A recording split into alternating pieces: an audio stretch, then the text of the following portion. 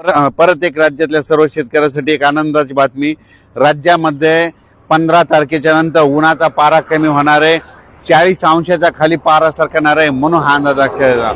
पण राज्यातल्या एक सर्व शेतकऱ्याला सांगू इच्छितो की राज्यामध्ये 14 मे पासून ते 25 मे पर्यंत दररोज वेगवेगळ्या भागात मान्सून पूर्व मोसमी पावसाळ्यासारखा पाऊस दररोज 2-2 दिवस वेगवेगळ्या भागात मुक्काम करत पडत जाणार आहे म्हणून हा अंदाज शेतकऱ्यांना लक्षात यायचा।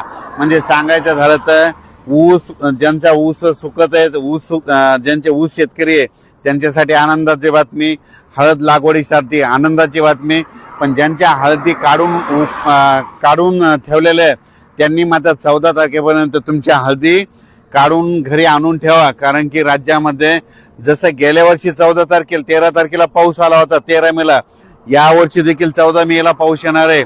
आणि हे पाऊस कंटिन्यू मे महिन्यात आता मध्ये 14 पासून तर 30 मे पर्यंत दररोज वेगवेगळ्या भागात दररोज भाग बदलत, कधी पूर्व विदर्भ कधी पश्चिम विदर्भ, 2 दिवस पश्चिम महाराष्ट्र 2 दिवस विदर्भ, असं वेगवेगळा मराठवाडा असं करत 30 मे पर्यंत दररोज विखुरलेल्या स्वरूपाचा पाऊस पडणार आहे आणि शेतामध्ये पाणी देखील साचणार आहे। असा त्यामध्ये मेच्या 15 दिवसामध्ये म्हणजे 14 मे ते 30 मेच्या दरम्यान दररोज विखुरलेल्या स्वरूपाचा वेगवेगळ्या भागात पाऊस पडणार आहे म्हणून हा अंदाज सर्व शेतकऱ्यांना लक्षात द्यायचा। शेतकऱ्याला विनंती, तुम्ही काय करा, शेतीचे कामे करून घ्या, कारण की तुम्हाला जर अवकाळी एकदा पाऊस सुरू झाला तर तुम्हाला कामा आत पायला उशीर जाईल म्हणून हे लक्षात द्यायचं। आणि सगळ्यात महत्त्वाची एक शेतकऱ्यासाठी आनंदाची बातमी, 17 मेला आपला मान्सून अंदमान बेटावर येणार दस्तक देणार आहे म्हणून हा अंदाज लक्षात द्यायचा। तसं तर 14 तारखेपासून म्हणजे 12 तारखेपासून तिथून मान्सूनचं पोषक वातावरण तयार झालंय, पण 17 मेला चांगलं दस्तक देईल आणि मान्सून तिथं दाखल झाला म्हणून असं जाहीर केलं जाईल म्हणून हे देखील सर्व शेतकऱ्यांना लक्षात यायचं। 17 मेला झालं तर तिथून 10 दिवस केरळ यायला लागतात आणि तिथून लगेच 10 दिवस म्हणजे जवळपास माझं 7 जून पर्यंत राज्यामध्ये पाऊस येण्याची शक्यता आहे, म्हणजे मोसमी पाऊस येऊ शकतो म्हणून हा अंदाज लक्षात यायचा।